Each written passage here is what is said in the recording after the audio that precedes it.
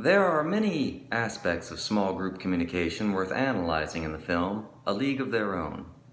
Among them are synergy, task and social dimension, and assigned versus emergent leadership. Synergy is a phenomenon that occurs when a group of individuals accomplishes more than would normally be expected based on their perceived skills.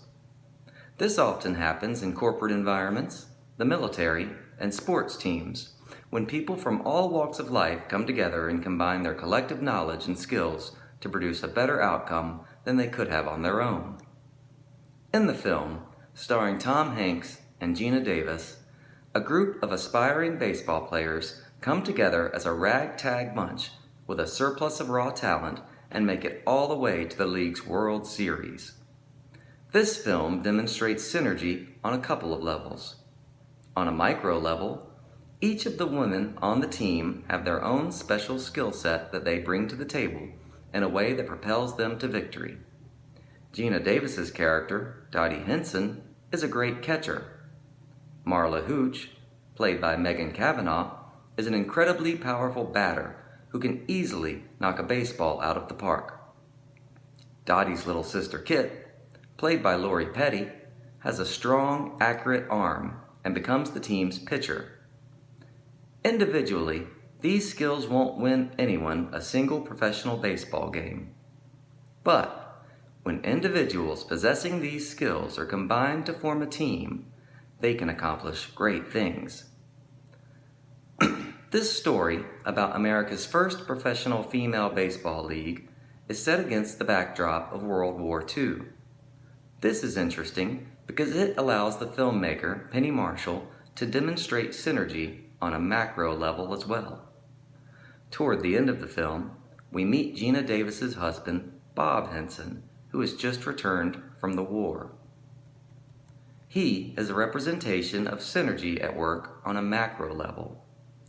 Young men from all walks of life came together to defeat Nazi Germany and become known as the Greatest Generation, a title bestowed upon them by journalist Tom Brokaw in his 1998 book that focused largely on the war effort. Some were skilled machine gunners, others specialized in reconnaissance or communication, but they all came together to accomplish something none of them could do on their own.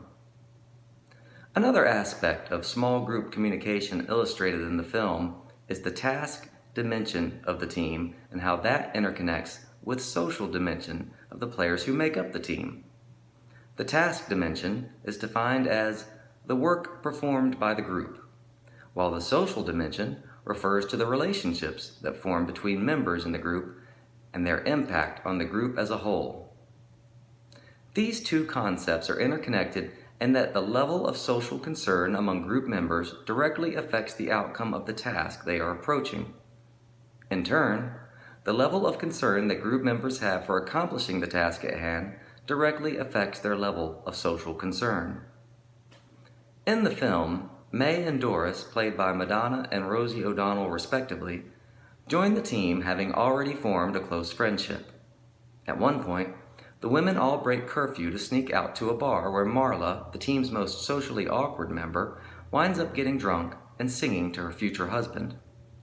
Dottie Hinson and Betty Horn, the latter played by Tracy Reiner, form a strong bond based on the fact that both of their husbands are overseas fighting the war.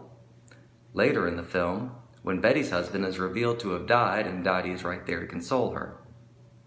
These social bonds work to strengthen the team's ability to accomplish the task of becoming a successful baseball team, and in turn, their success on the field strengthens the friendships formed off the field. The closer they become, the more games they win. The more games they win, the closer they become.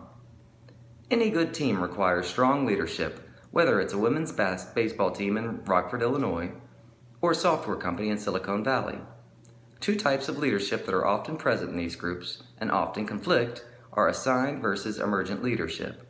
Assigned leadership, or designated leadership, often comes in the form of a manager, coach, or supervisor.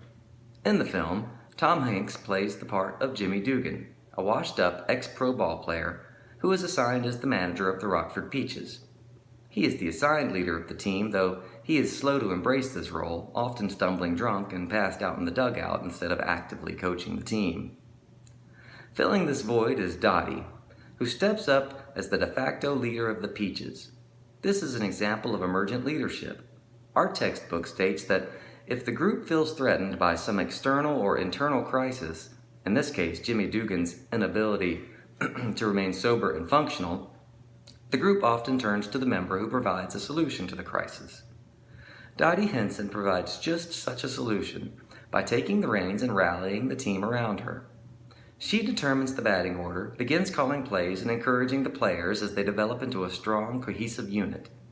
When the general manager, played by David Stratham, persuades Time magazine to do a piece on the league, it's Dottie who steps up, making a spectacular split-legged catch that ends up on the cover, leading to much bigger crowds in the stands and an even bigger awareness of what the women are achieving on the field.